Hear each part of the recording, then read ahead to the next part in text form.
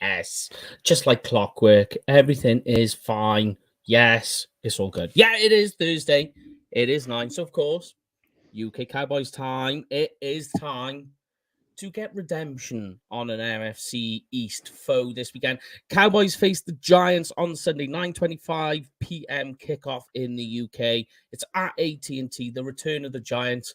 How are we doing, fellas? Yeah, doing fine. Recovered from last week. Still got a little bit of the lurgy, but hoping to get rid of that. Looking forward to the Cowboys actually playing themselves this week, because that's the only way we're going to end up losing. True. No, I'm getting tired today, but this is the last game before we descend on Texas ourselves.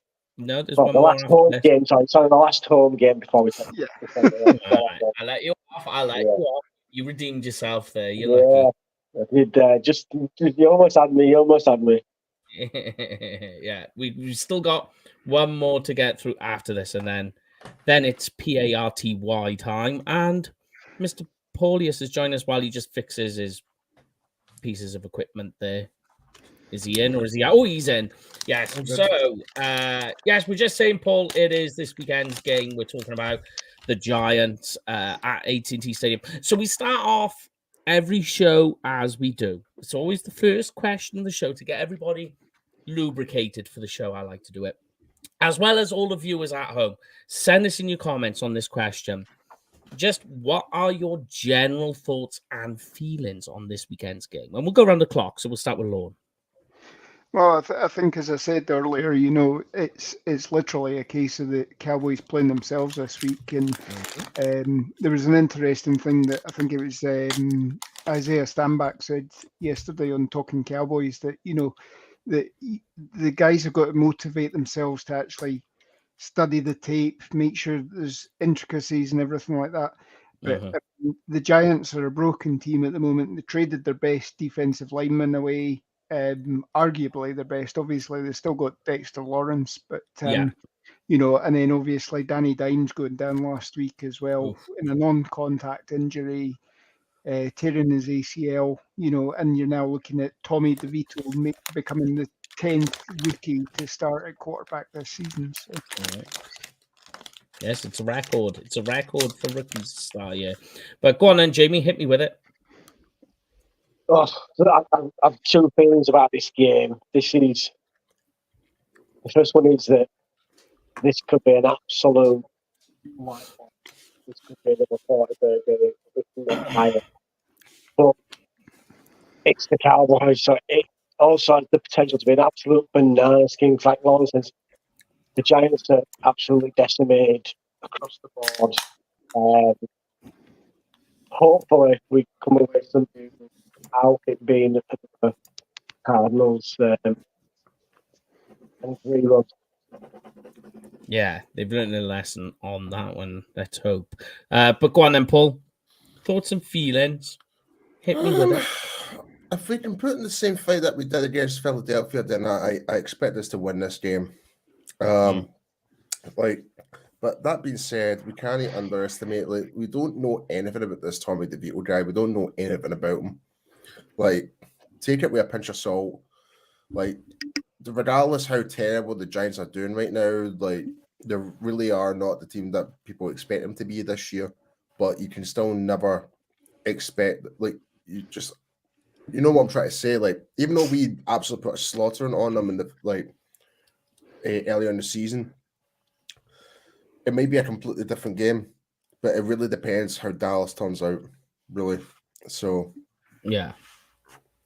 I mean, it's true. I mean, you say we don't know much about Tommy DeVito. One thing we do know is last week, at one stage of the game, he had more interceptions than he did completions. Oh dear.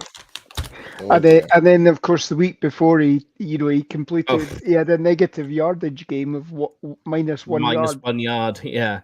So in 2 games, he has 17 completions, 3 touchdowns, 2 interceptions, and 173 yards. I'm going to say it were good in twins, but that's the wrong DeVito, isn't it? Nah. Hey, come on.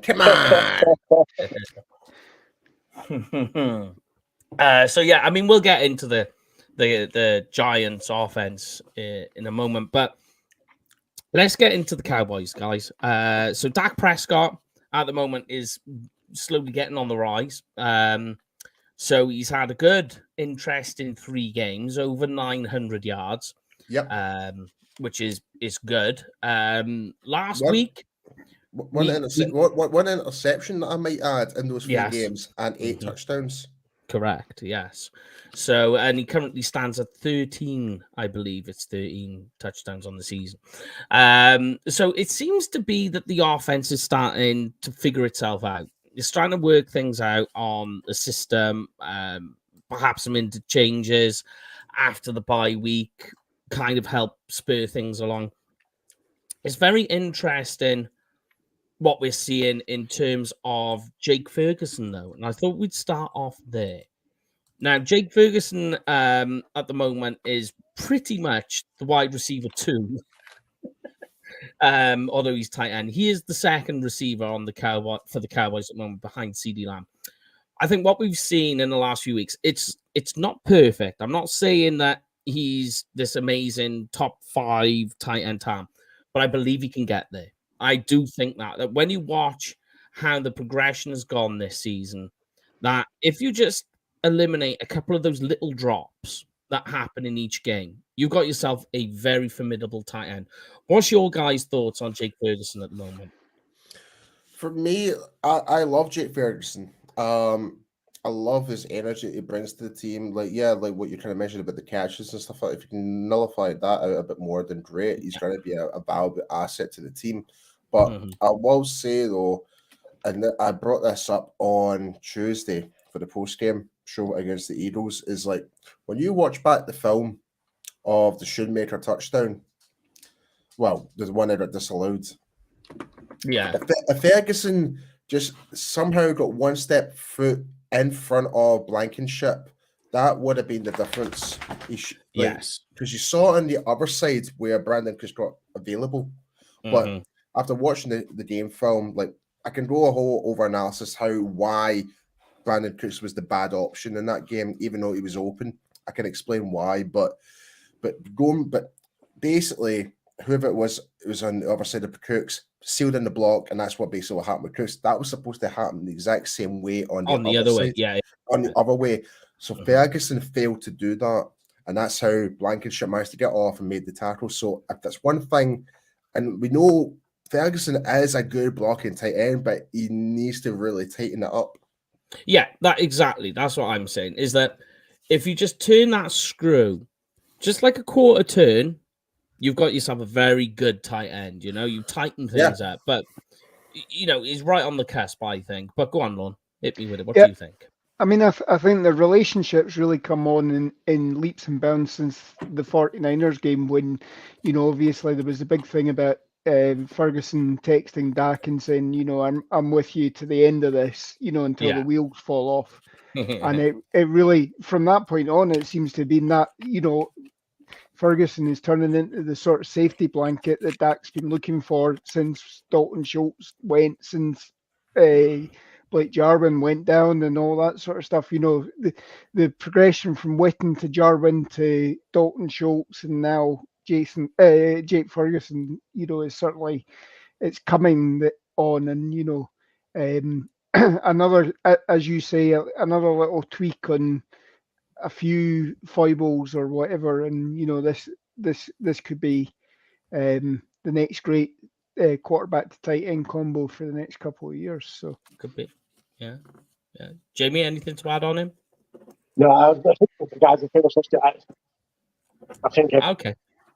I think coming out of college, I absolutely loved him. I'm glad he managed to get it, but I think it was a bit touch and go to start with who was going to kind of take the bull by the horns and really stake a claim for that tight end 1 spot. And I think he's head and shoulders above the rest of the minute. I think it's just the drop off thing, not to kind of change anything, but it's always that worrying. What's the drop off if if he ends up missing game time, can let him step up.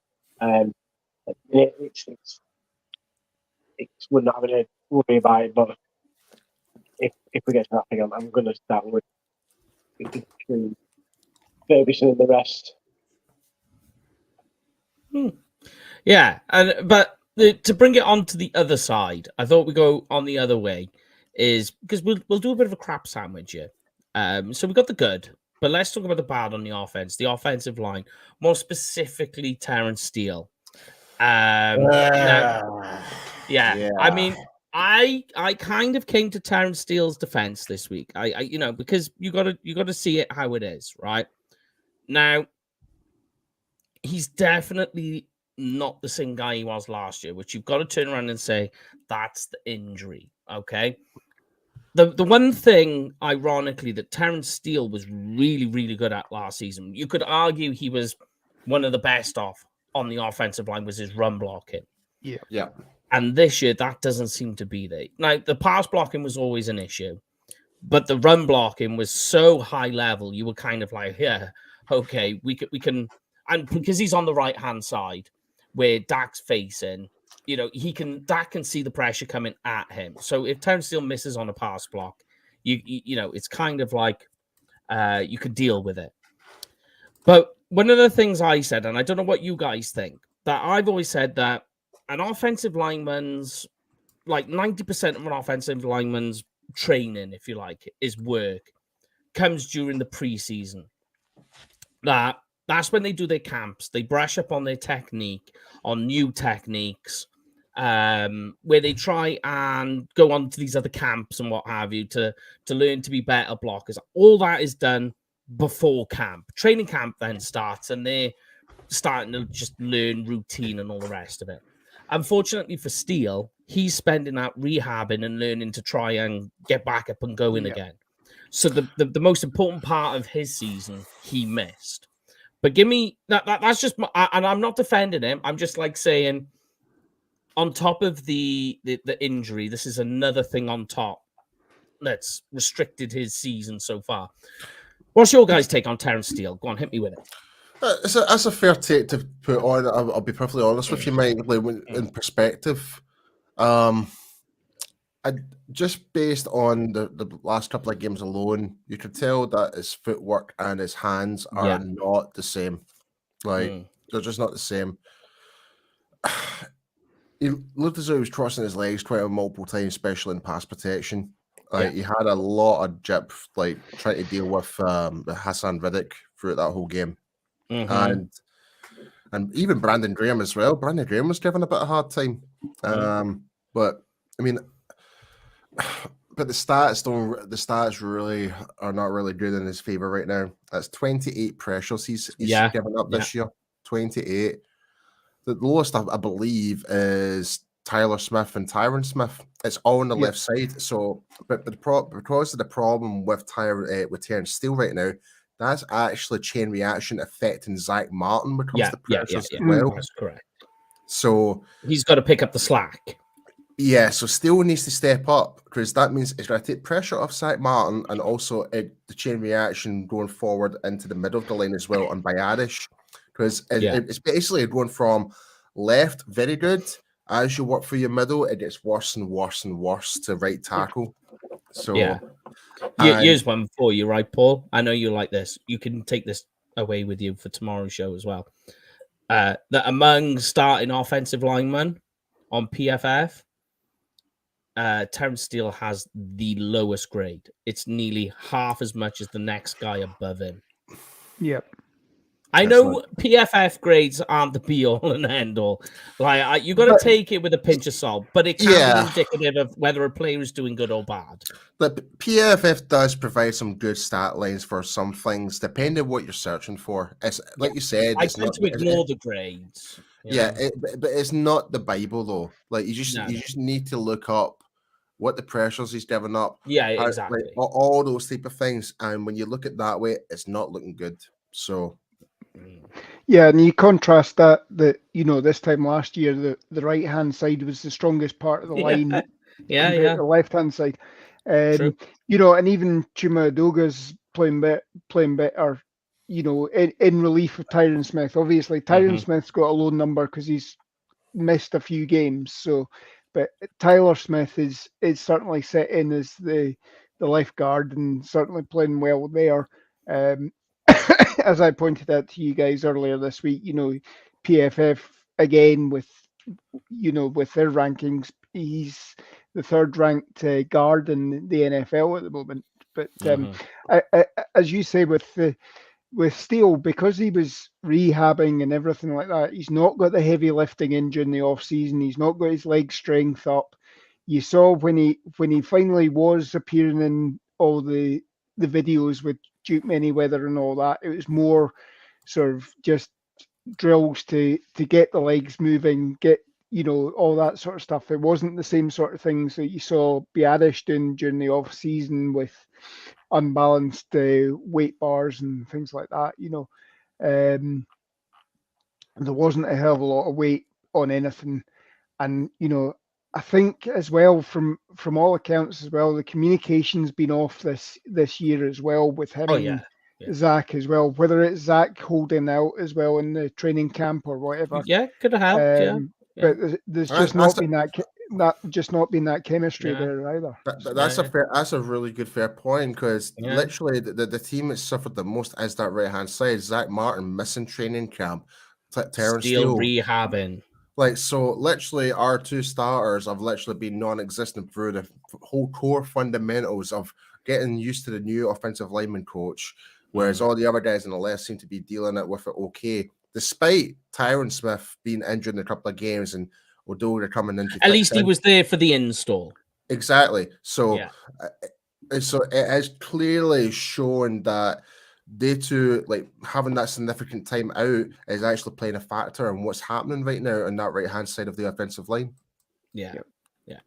So, I mean, to me, it's a game of two halves. Is that the pass blocking generally of this offensive line isn't bad. The pass blocking is subpar, I would say, at the moment. It's failing to create gaps, especially in the B and the A gaps for Tony Pollard to run into. And he needs those gaps. Terrence Steele is a big problem. I think you said pass protection. You said pass blocking both times. So yeah. Did I? Right. So pass blocking good. Run blocking, not so good. Subpar. There we go. There we are. Thank you very much. So, you're just running away with my words. So, I mean, like, when you look at it, they need to create more push. And, you know, I think, like you say, with the run blocking, you can only be as strong as your weakest point. And with Terrence Steele being, you know, he's having so much trouble. I just wonder how much longer it's going to be until they decide we're just going to have to pull the plug on Steele for the time being and chill him out. Which then begs the question then, guys, if they do decide to do that, who would you plug in at right tackle? What's the next best option for them? Probably be Richards right now, wouldn't it? Yeah, I think that's where you'd probably go. I think you'd maybe look at Chuma Udoga moving to right tackle maybe, and then you know, if you're worried about Tyron Smith going, then you bring in Asim Richards or whatever. But it just depends who's better on that right hand side, who's more right hand orientated. Here's my idea scenario, right? Kick Tyler Smith back out to left tackle, move Tyron Smith to right tackle, and put TJ Bass at left guard. That sounds fine with what we're saying. You know, like it makes sense that they're your guys. If you like, your five best. I think though that they've pushed back so hard on moving Tyler Smith out that they've concentrated so much effort in trying to keep him at the guard spot that I just don't see them moving him at all now. I know. Yeah, I think this is it. I think he's there now. I think although we drafted him to be the heir apparent to the left tackle, I think we've seen that the Cowboys are, like you say, reluctant to kind of kick him out, and he's playing really well at left guard in it. So I think if we're all saying we'd like to see the Cowboys address the O-line just to answer JXL's question, I agree, but I think we're kind of left with no choice, really. Like, that's the thing. It's like, who else do we put in that position? Like Richards, we don't know what. Well, Richards is pretty much of a question mark. We don't know. Yeah. Well, because we did draft him. Like, what's the point of having him on the like there? Like, if we're not utilizing them, like give him some exposure. This would probably be the perfect game to put him in. Really. Yep. Let's be honest. Because he is still going to go up against like the Thibodeau and stuff like that. But the likely chances we are still going to likely win this game. This is not trying to sound like a pure confident we're going to blast the Giants or anything like that. Like, I just think with how bad the Giants are right now, it would be quite good to actually give some of the guys a little bit more exposure, like Sir Richardson, in case like things do go pear-shaped into the more crucial moments into the season. At least we know that guys like that, we can put them in there and do a job. Yeah, I mean we've got the Eagles again in about 4 weeks' time. Yeah, and you know we're not going to face a front again like that until we face the Eagles, and then where there's 5 or 6 guys who are first round picks on that line. The Eagles also have that bare front where basically they almost play like a 5-2 almost. Yeah. So you've got a guy head up on every single one of them. To basically take away the run.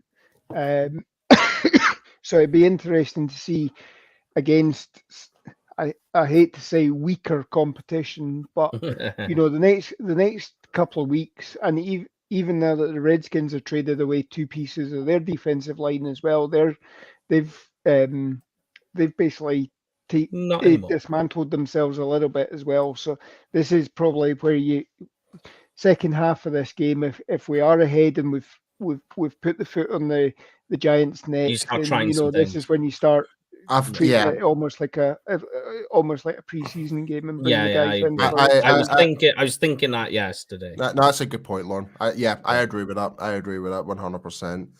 Yeah, like, it's so weird when we're talking about like the Giants and stuff like that, right? It's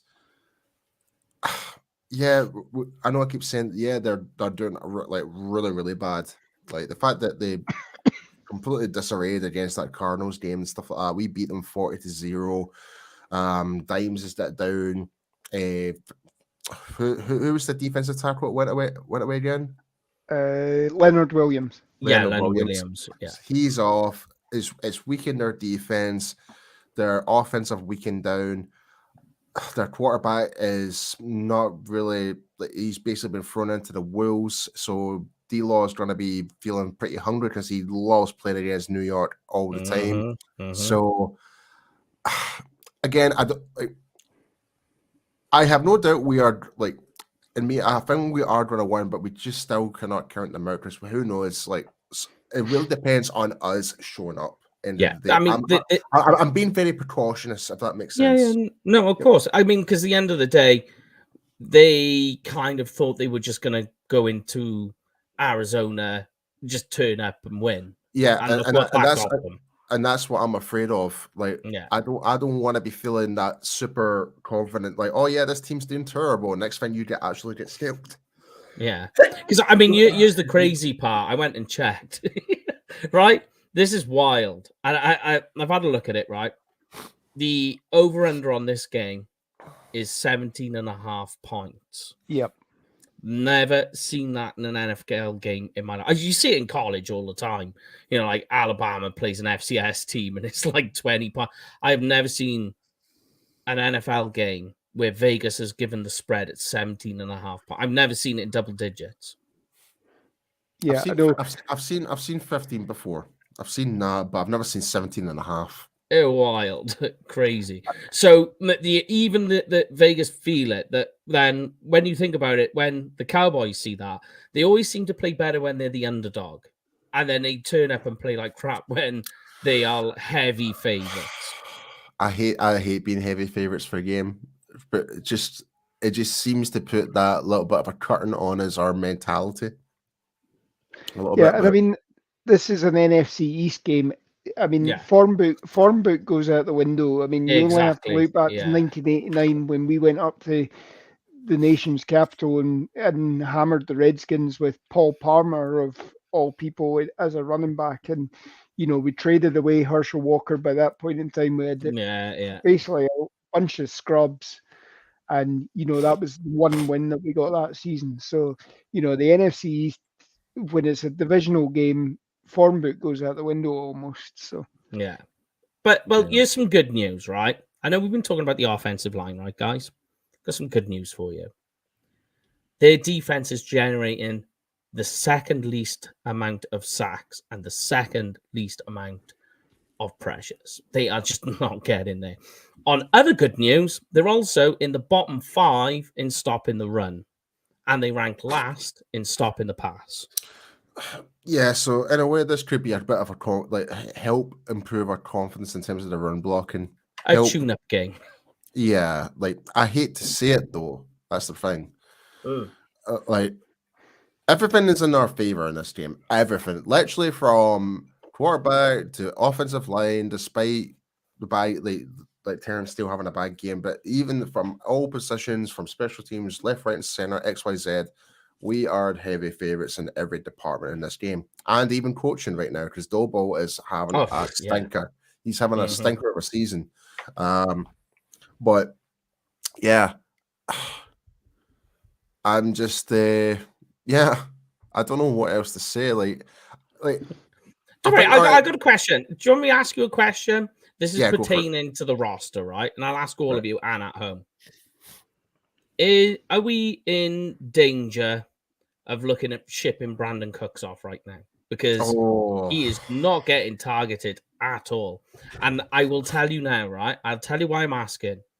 There have been whispers in Dallas where they're just like, is there much point in keeping hold of this wide receiver? I just don't know why we're not utilizing him. I really don't. It is weird. Only Mike McCarthy can really answer that, or Dak. Why is he not the primary target in certain positions? I would say it's down to Dak mostly, because obviously Mike McCarthy can call plays that probably make Brandon Cooks the main receiver or whatever. Yeah. And Dak's obviously not passing to him. Whether it's the fact that Brandon Cooks is a relatively small receiver, but I mean, but there was a stat last week that Brandon Cooks had 4 yards of separation on his defensive back. That's enough. Where CD Lamb was only 3.8 or something like that. So I think it was 4.5 yards of separation compared to 3.8 between CD Lamb. But obviously CD Lamb was the one that was targeted, and you want that because CD Lamb certainly steps up. But I mean, seeing them going to Tolbert for that 4th down or whatever instead of Cooks or something like that, and again there was a question marks last year when we brought in T.Y. Hilton, other than the 50-yard bomb that they threw against Philadelphia at home. What else did T.Y. Hilton really do that season? Dak didn't look for him that much as well. So there's something funny that Dak, as you say, looks for CD Lamb, then looks for Jake Ferguson and Michael Gallup as well. So if there's rumblings, although it's not gonna. The conversation has come up. Oh, go on, Jake. Carry on. Yeah, no, I'm just gonna say it's not that he's gonna make much of an impact straight away, but it makes then a lot more sense of why they've gone out and picked up Service Bryant. For the fact that he's a bigger body receiver. And if you listen to some of the Cowboys podcasts since the signing's been made, they kind of said around the kind of the same thing. It's not going to be the same way. You might see it in 2-3 weeks down the line. And like I say, he's a bigger body receiver now. Is that what the Cowboys now think that we're missing? And could lean that way. Jamie, I need to step in on that one with regard to Martavis Bryant, and for Joe, he's made a wee comment about it. Right now, Martavis Bryant's been brought to the practice squad. He's here to really be their help to help scout. Like when you bring someone to the practice squad, you're bringing a different dynamic to your practice team to help your defense for scout, for all these different players. We know that Martavis Bryant is a bit of a more physical wide receiver, so he could probably more mimic likes of your A.J. Brown, for example. He could do that to help our defenses going into the Philadelphia game. That's what I think he's been brought on, and it is still. I don't see him being elevated from practice squad to go in and just like out of nowhere, where he's just been playing in the XFL and had a wee bit of time off it. So I think the expectations are a wee bit of waffle right now. Like people are kind of jumping to conclusions very, very quickly. So when it comes to that's what was coming out of the official Cowboys podcast, and that's what then it makes you think. So is that potentially one of the reasons why? Like say, it's not that it's been happening straight away, but it's like when guys like that say things, and it makes you think, well, you know what? Actually, is that potentially then why? Because the Cowboys maybe think that we're going to a bigger body receiver that maybe more of a red zone threat than we've got now. But like you say, only time will tell on it. Yeah, I mean, again, they could be doing that just to kind of spark up the conversation. Really, let's be like we do that all light the fire. We do it all the time, but realistically, I think he's just there as a practice squad body, really more than anything. And also, the guy's been the guy's been out of the league for about 4 years or so. I think 28, in fact, longer. I think it was 2018 was the last time he actually played in the NFL before being suspended and all that. Yep. Fair enough. He then went into the XFL this year, but I mean, 14 catches, 153 yards or something like that in 10 games. It's not like Kevontae Turpin, who set the XFL alight the year that he got drafted by or picked up by us as a free agent or whatever. But it as you say, the 4 signings we made to the practice squad a couple of weeks ago, 2 of them got pinched almost immediately after they'd been elevated. You know, Eric Salbert went off to the Houston Texans. Somebody else got picked up by the Jets, I think it was. And, we had a spare roster spot. Why not bring somebody else in? As Paul says, he can be scout team for A.J. Brown or something like that. Give the defensive backs an idea of what to go against. And then injury or whatever, you elevate him and, you get that possession receiver. But I don't think you're moving on from Cooks. You've got... He restructured his deal. He's relatively cheap, but, if you got rid of him, there's a cap cost that would put us over the limit for the rest of this season. So it's not possible, and there's no renegotiating of contracts now. Because the deadline was the day before the trade deadline. So what is set is set now. Everything is concrete. It is a strange one because, I mean, like to me, I think looking at the way things are going, I think the way things fit, and tell me if you think I'm wrong here, right? I think the one person that can actually help Brandon Cooks a little more on this offense is Jalen Tolbert. And I say that not because I think Michael Gallup is bad, right? Michael Gallup has got his issues. I'm not saying that it's completely gone, right? But I just think if you think of the skill set of what Michael Gallup has and Jalen Tolbert, I think he accentuates what Lamb and Cooks have better than if you have Gallup in there. And once you do that, I think Cooks, all of a sudden, he can flourish a bit more. I think with Michael Gallup, things are just a little bit more tight because they're almost playing a very, very similar game. Gallup and Cooks. But it just, they're very different receivers, but playing similar routes.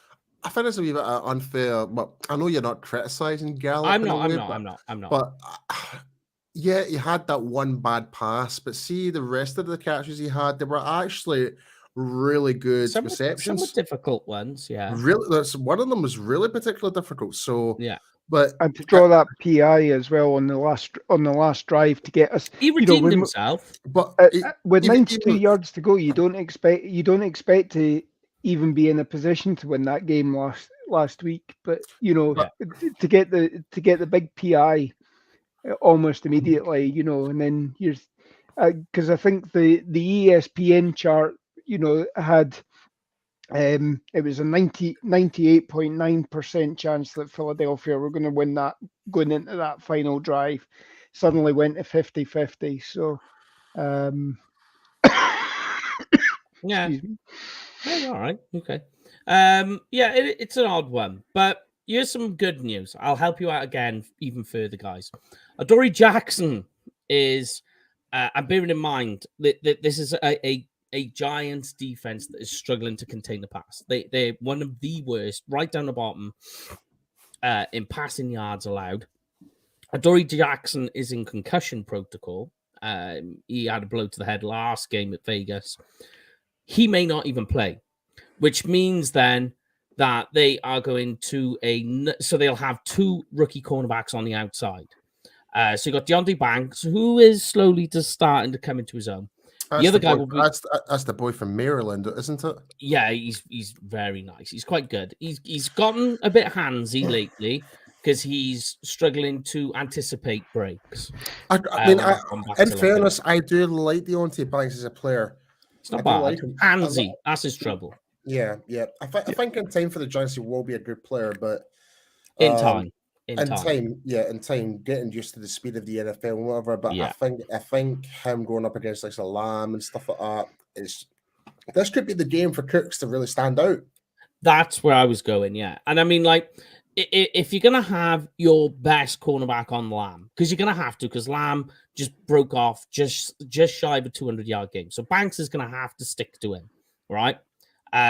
He's getting there slowly. Yeah, I think maybe another season on top, and you've got yourself quite a good cornerback.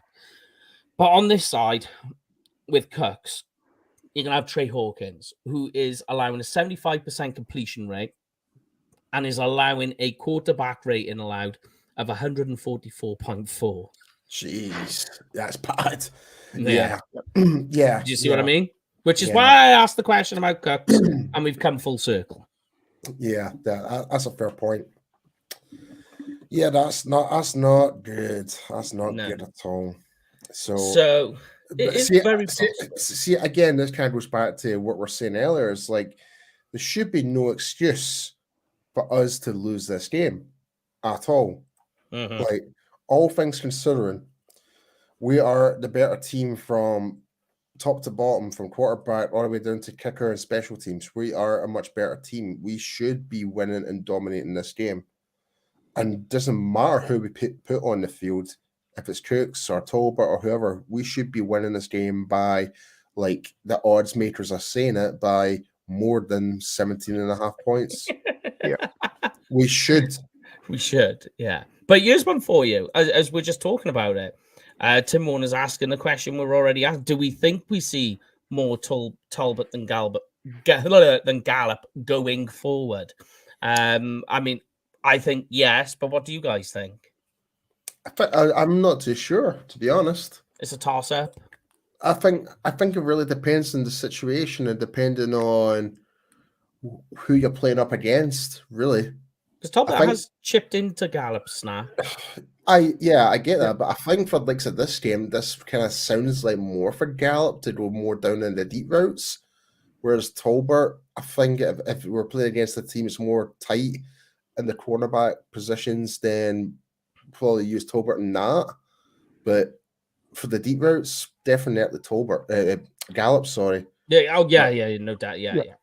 And I think you saw as well. I mean, there was a drop by Tolbert where correct. It was a contested ball, and on that the sideline. That is normally Gallup's forte. Where Yeah. If it's a contested ball, Gallup comes down with that. They tried doing that to Tolbert on that fourth down pass, I think it was, and whoever the cornerback or whatever that was on him, he made the better play on the ball there and not swiped it away. So, But I think you are beginning to see more and more of Tolbert, especially as obviously he's making a name on special teams. He's getting that, and in return, as a reward, he's getting more and more playing time on the offense as well. So I think he is chipping in on it, but I don't see it being this. I think keep bringing them along, and I think as the season goes on, you might see him surpass it. But Gallup's got the benefit of the doubt in terms of the contract as such. But yeah, and he's got the history of it as well already, so they'll lean on that a little bit. But let's talk about the defense, guys. I know this is the bit that excites everybody. So you can argue, okay, the Cowboy, the offensive lines in terms of run blocking are far apart. Pass blockings are definitely different matter. But here's one for you: the Cowboys, the Giants right now are allowing 49 sacks this season. That is the most in the NFL. That's in 8 games. 9. They haven't had a bye. They've played 9. Yeah. They haven't had their bye is, I think, in week 11 or 12. What? Wow, holy crap. Right, okay. Yeah. And the Cowboys ranked 9th in total sacks, which is, I think they've got 21 sacks at the moment. And then I think they rank 8th in pressures.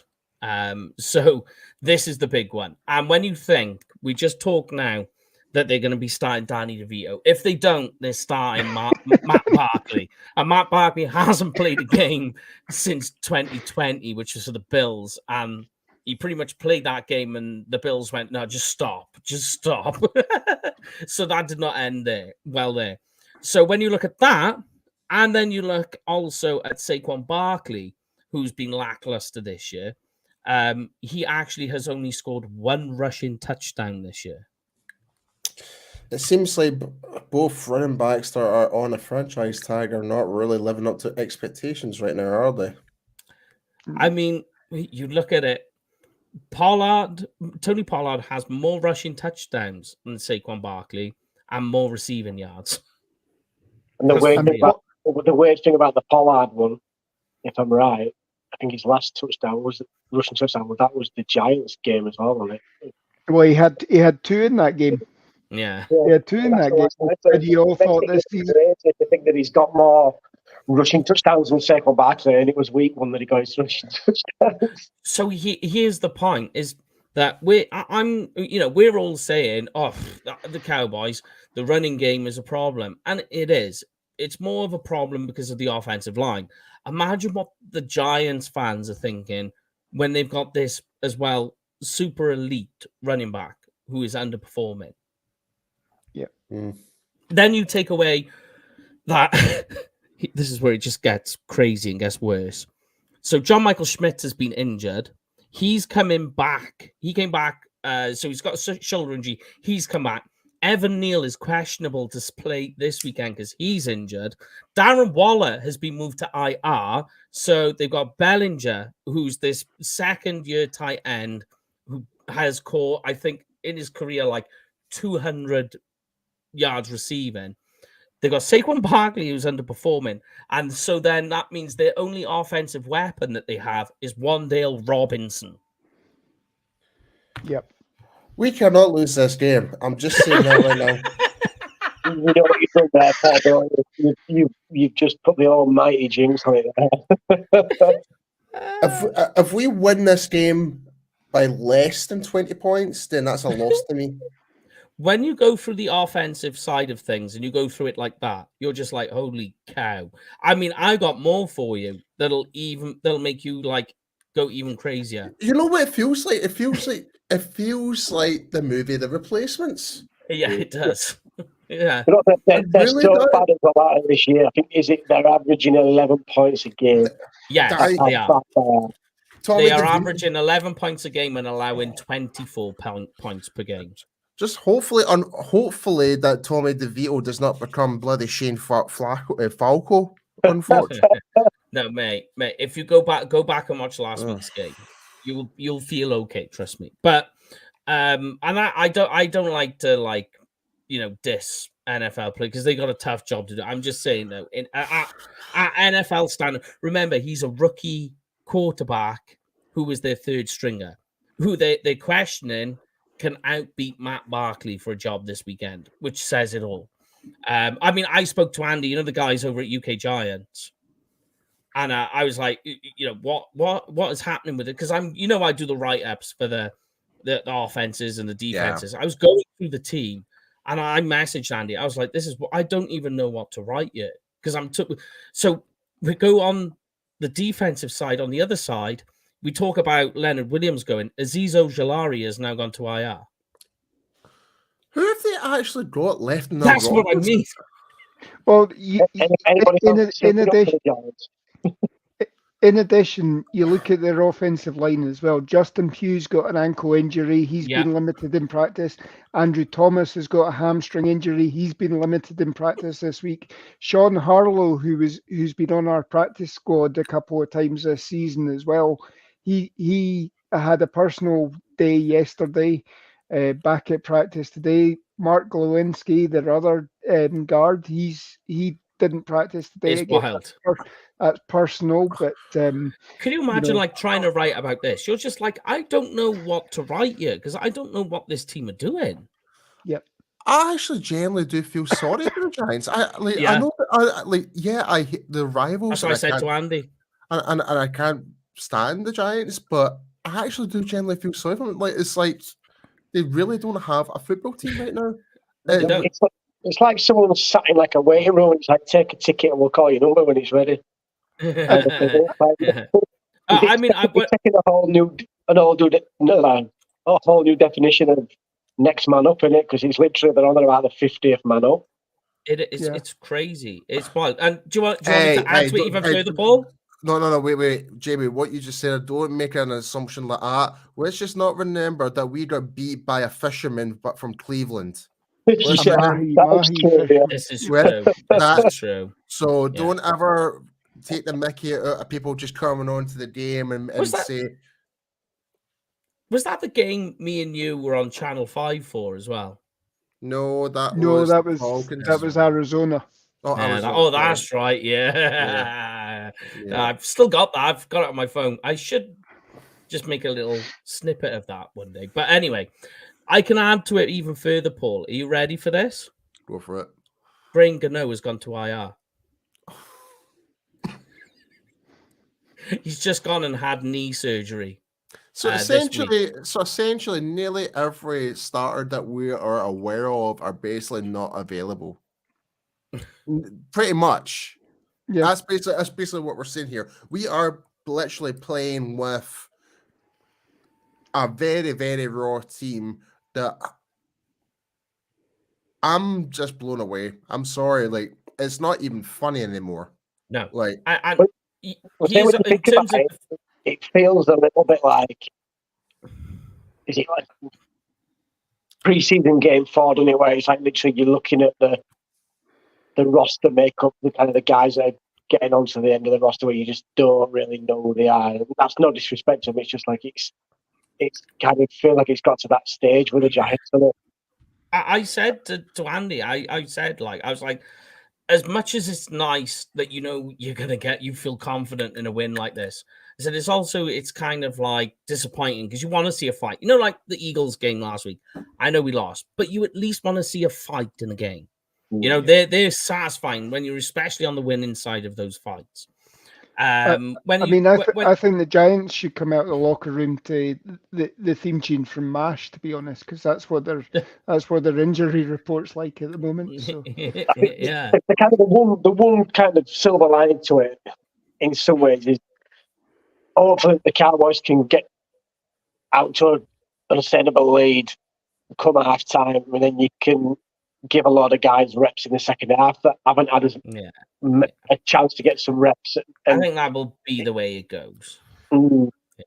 Is try and get. I think the same. Look, you can sit the stars and be like, look, let's concentrate on on the week after. Not that you should look further into the future, right? But it feels like this is the perfect opportunity to do that.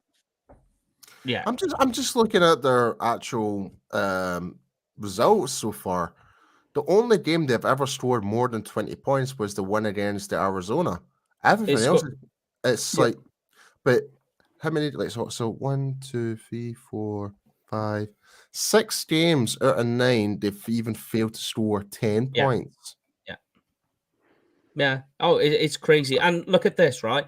That Jalen Hyatt, the rookie wide receiver, is supposed to be, this super impressive. They took him in early in the second round. I like Jalen Hyatt. I was actually quite jealous of the fact that they got him, but but when they don't have a quarterback to throw him to, it's obviously going to be useless. I mean, that is one side of it, but also it's Jalen, it's facts. No, and with Jalen Hyatt as well, is you look at the Tennessee system, it's the spread offense.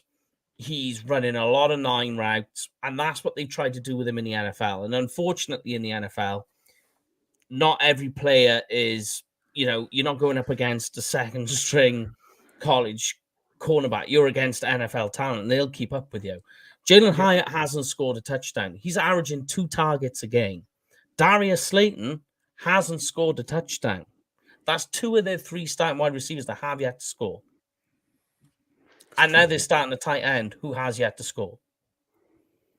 Crazy. It's wild. The only thing I would say that's good about the Giants' defense is the linebackers. Bobby Okereke is very good at mopping things up. I think if he wasn't in there, things would look completely dire for the Giants. I'm just gonna throw this in there as well, mate. Do you know what the percentage of ESPN is giving the Cowboys to win this game? I would say like 98%. Well, you're not far off. You just need to swap the 2 numbers around. It's 89.8%. It's just madness, isn't it? Like, I haven't seen that ever. Like, right, here we go, right, Paul? This is how bad things have got for the Giants. That they brought back a player, a wide receiver. I forget his last name. He's got like a bit of a Russian type name, but his first name is Gunnar. It's Gunnar Rozolagi. Anyway, they brought him back. They put him on the practice squad. He's now starting for the team as their punt returner.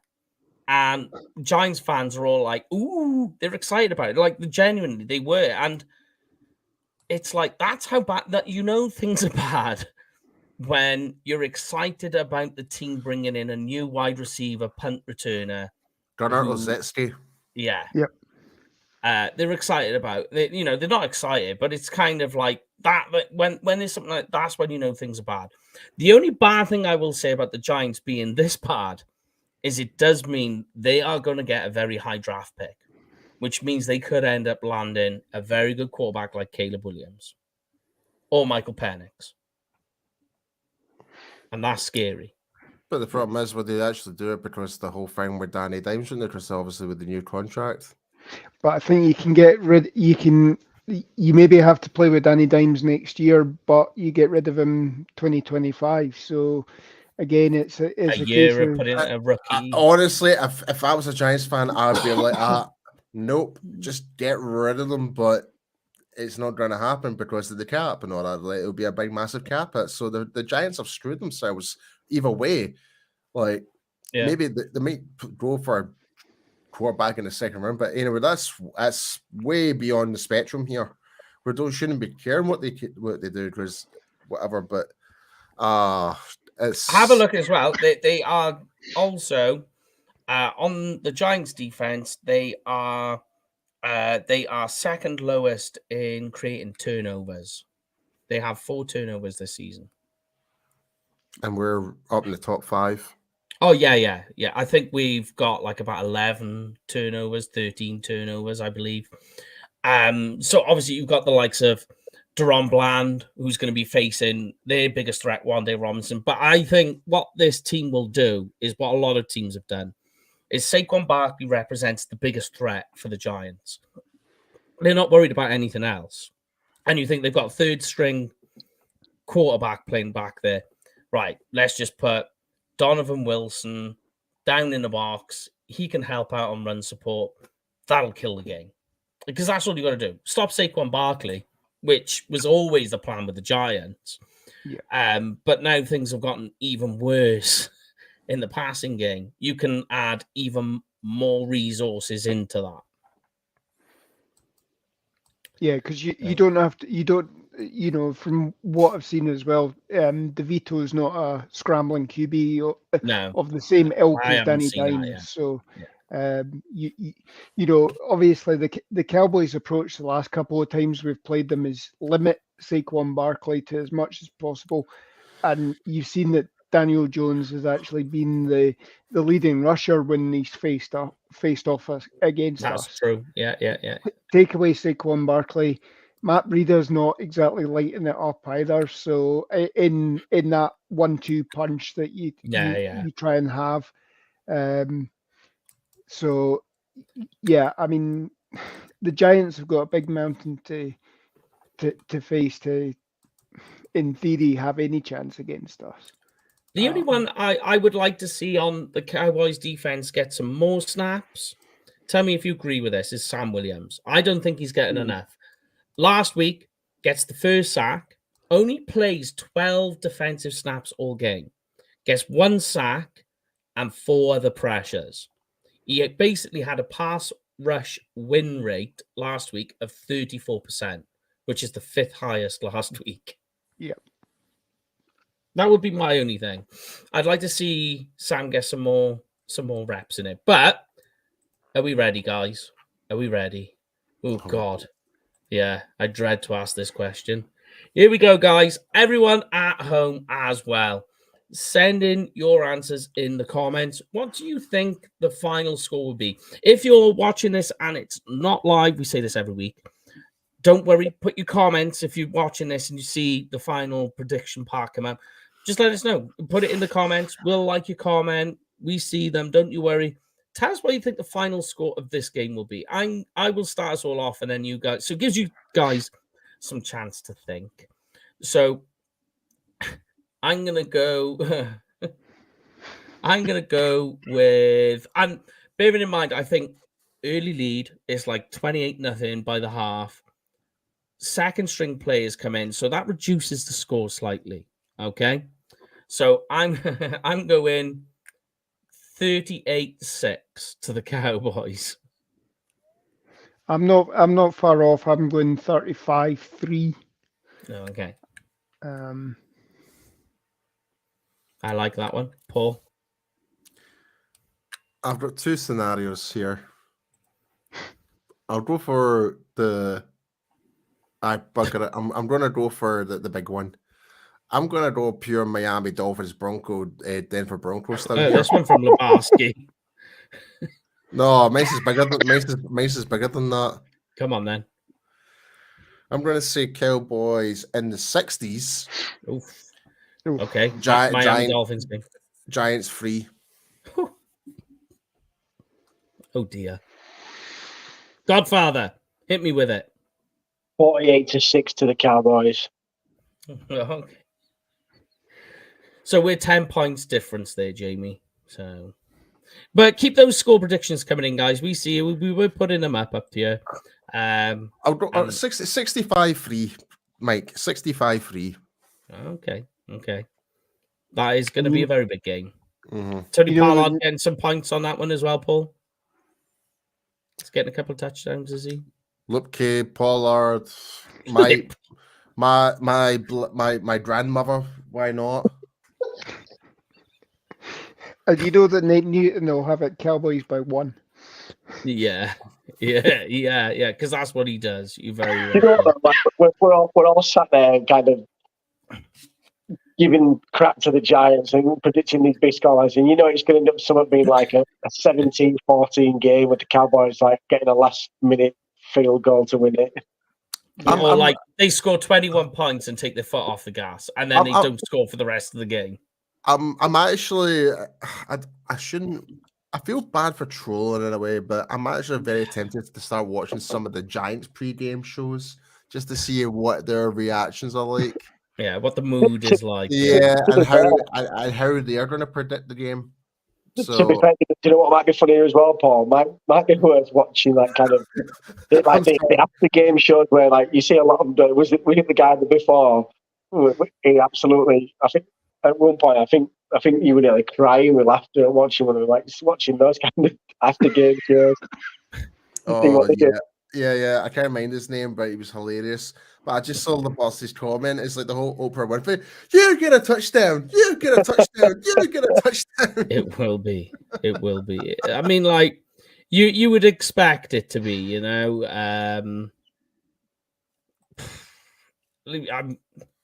It's so. I mean, it's crazy. But here we go. Here's a nice one. Like 56 yards. I like that, Valente. I like that. I like that. I do like that. That's good feelings.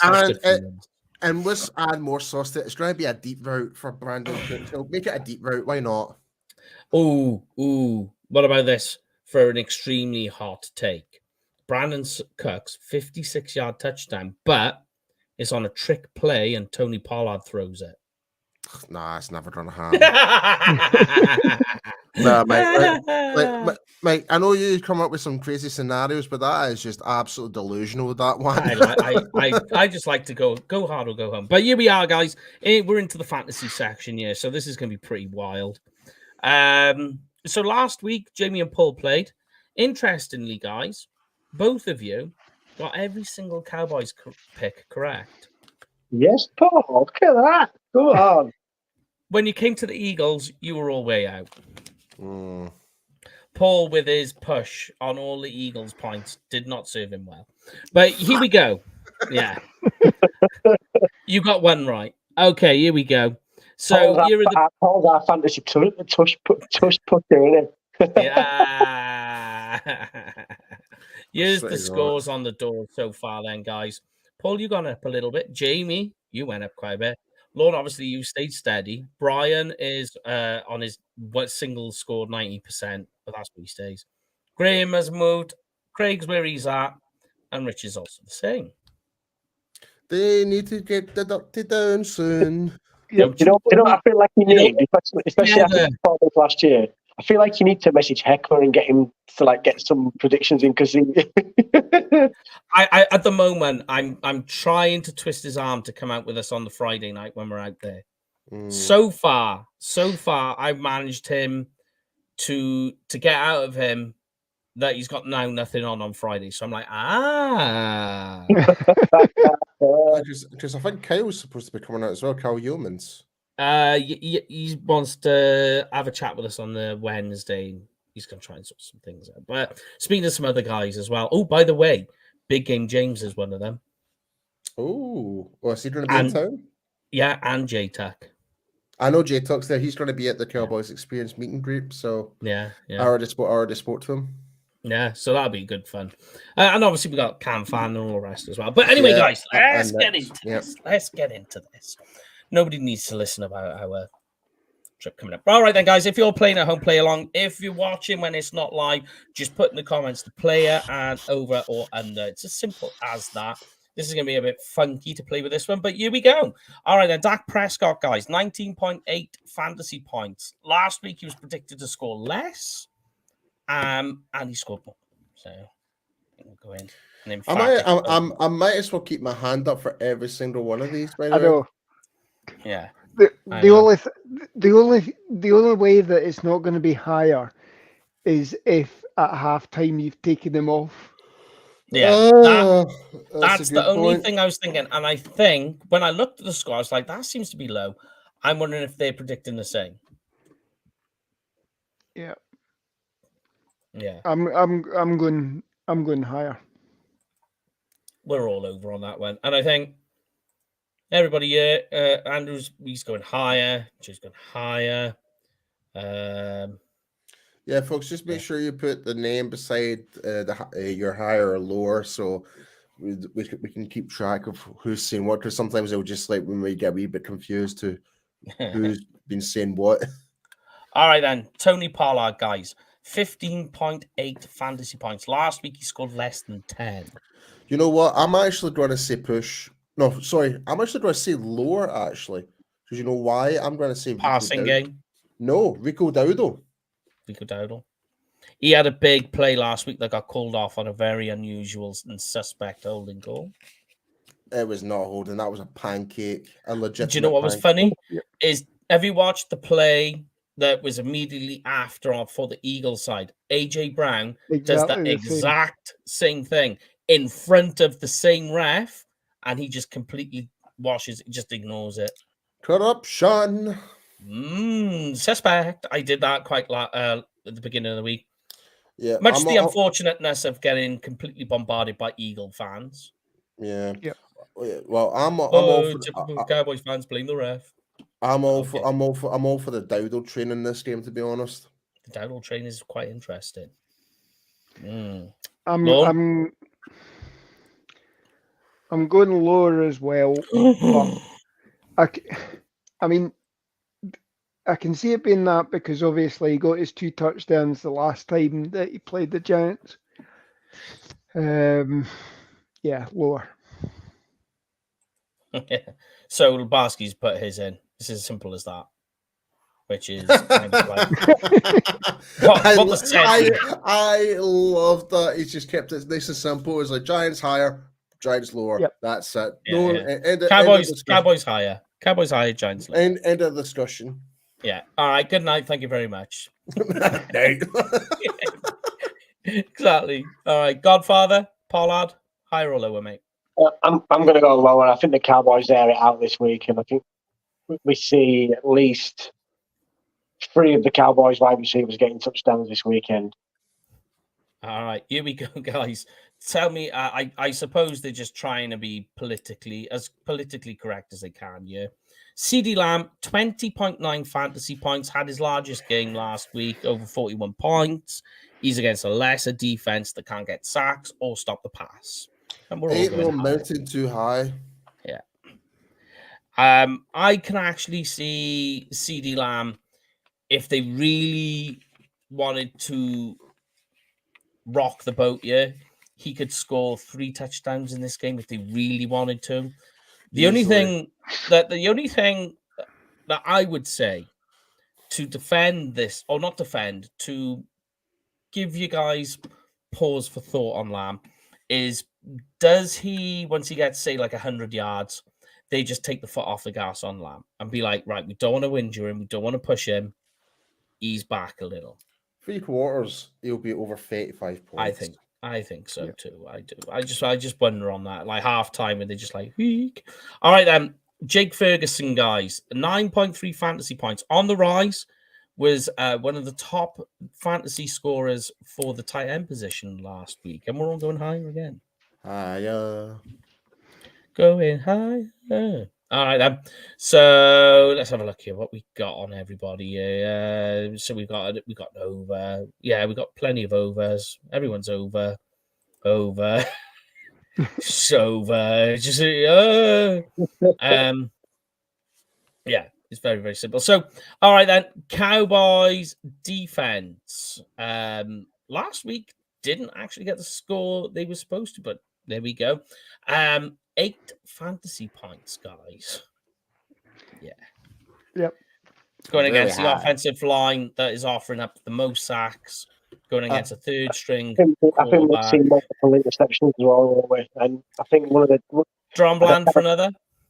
Oh, I'm saying, I can't remember. Put the comment in. I don't think it was Joe. I think he said 2. You might be looking at 2.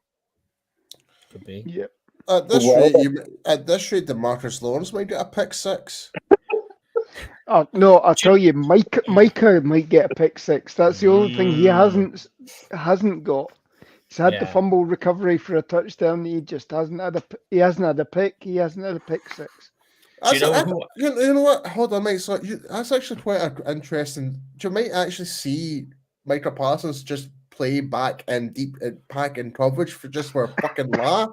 Yeah. Like let Sam Williams be the other edge. Let him drop back into linebacker and be the drop back to coverage as the linebacker. He'll get the pick 6. That, I mean, it's the game to do it. Just we said that, Paul. So, Mike, just to check, so the defensive scores, does that include special teams? Yes, it does. It's defense, special teams. Sam Williams on the gunner absolutely plows the kick Gunner. return, picks it up and gets a touchdown himself. No, Brandon Aubrey will actually go for a pick 6 at this rate. No. Do you know though That's genuinely who I can see? That's what Joe's just said. Do you know what who I can see genuinely scoring a touchdown in this game because he's got that type of speed and rhythm that will pick up a loose ball. I can see Dante Fowler getting the ball off and just going all the way for a touchdown. This is that type of game for him, you know. Yeah, that's a good take. I like that, Mike. I like that one. Could be, but never know. All right, then. On the other side, Tommy DeVito, 12 fantasy points. More. It seems so mad, don't it? Like, have you ever seen a fantasy score? Wait until you see. It gets worse, don't you worry. But, yeah, I mean, Tommy, two touchdowns, 1 interception, 174 yards, 2 games. Eesh, it's not looking good, is it? And his offensive line isn't going to help him. His wide receivers certainly are struggling to get anything going. It's just going to look terrible. I think I heard something before that if you play a game and you take a knee on every play, you end up with a passer rating of 32.4. Keep that in mind when we go and see Tommy DeVito's quarterback rating after the game. That's just something I thought I would mention. But okay, Saquon Barkley, guys, 15 fantasy points. Lower. Yeah, I don't think he's got that sort of score line in any of the games against us recently. I mean, he normally averages about 60 yards max. Maybe gets a touchdown, but I mean, I can help you with this a little bit more. Swift, who we played last week, is third in rushing yards in the NFL. He only got 43 rushing yards against the Cowboys last week. And that was mostly explosive plays. So once the Cowboys defense put resources into stopping those explosive plays, it all fell apart. Yeah. And you watch the Cowboys go 3 and out, or the Eagles go 3 and out on 3 consecutive drives. This would be the game for Mazi Smith to really come out to play. Really, when you think about it, it's snap count with Mazi. I know, but this would be a great game for him to do that. Yeah. He's good. They could do with having him in there a little bit more. Certainly, if they're ahead. The only trouble is if they're ahead, they're going to be passing more, which means you don't want Mazi in as much. And because the Cowboys play this rotational hybrid front. Dude, the Giants passing more? I mean, if they're from behind. No. They'll be in clock management, mate. Like from halftime. Trying to close the game out. Yeah, they will run down that clock as quickly as they can to put less embarrassment on themselves. Let's be honest. If they do start doing that, you know that's what they're doing. And then I would put Mazi in a hell of a lot more just to see what we get. But here we go then. The top wide receiver, Wan'Dale Robinson, 10.5 fantasy points. He's the only wide receiver on their team that has scored a touchdown this season. Lower. Bearing in mind, he's going to be facing Deron Bland. Definitely lower. Yeah. I would just put Bland on him. And then you got Slayton over the other side, who I feel confident Gilmore will be able to swallow up. And then you just got Hyatt, who gets 2 targets a game. He's averaging 2.1 targets a game, actually. Jamie, you saying lower? It's 4. I just said shot. It goes low.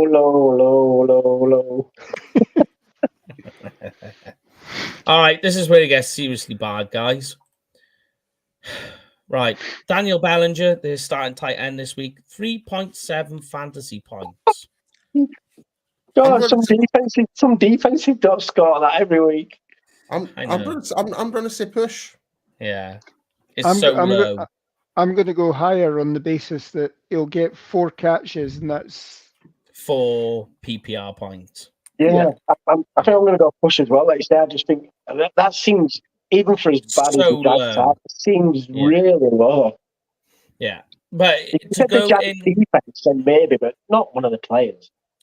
and just to go in Cowboys' favor, in the last 3 games, the Cowboys have held the tight end position to just 37 yards per game. When you think of the type of tight ends they face, that's not bad. Yep. Yep. All right, that's then. true. Giants defense, then, guys, 5.6 fantasy points. Lower. Lower. It Lower. has to be. If you guys are picking 40 burgers, 60 burgers. yeah. There's 60 in Paul's case. No, Yeah. no, it's not 60 burgers, it's 60 brisket, mate. That's 60 burnt end. There you go. It's a 60 bump end, mate. So there we go then. So that is it for this week, guys. Yes, and Brian and the team will be back on Tuesday to go over the big win the Cowboys have at AT&T Stadium. If they win this game, don't say that yet. Say it when we actually do win, because we don't want to jinx it. if the Cowboys, there we go. If the Cowboys win this game, it will be 12 home games in a row consecutively. They have won at AT&T Stadium, breaking a franchise record. So, and when you think that it's Giants, and then the next one then will be Washington, so we will see them annihilate the home record if they keep going on this trend. I get to see Dolly Parton on the process. Dolly Parton. Yep. That's right. So yes, that is it. As I say now, before we go out, the guys, who am I picking this week? Who wants to be the unlucky? Ooh, Jamie. He feels like he's ready to say something. Go on, Jamie. Hit me with it. Thinking of going out to see the Cowboys play. Make sure you hit up our sponsors, Cowboy Experience, for the ultimate game meet and greet, game day experience with game ticket stadium tours. You can meet legends like Drew Pearson, former cheerleaders, current players. And if you are going to book, make sure you use the promo code UK Cowboys, because what do you get, boys, if you use the code? You get free stuff. Yes, Free stuff and discount off your package. that's correct. Chocolate Just let them know that we sent you. But there we go, guys. So have a great and fantastic weekend. Stay safe. And because I had the first word on this show, these guys always finish us off with the last word. So take us out. We'll start off with Mr. Launius Maximus. All right, guys, have a great week. Another week closer to Thanksgiving for us, guys. And let's hope that there's no speed bumps in the road this time. Let's beat those little giants. Thanks for tuning in. Stay safe for the rest of the week and go Cowboys.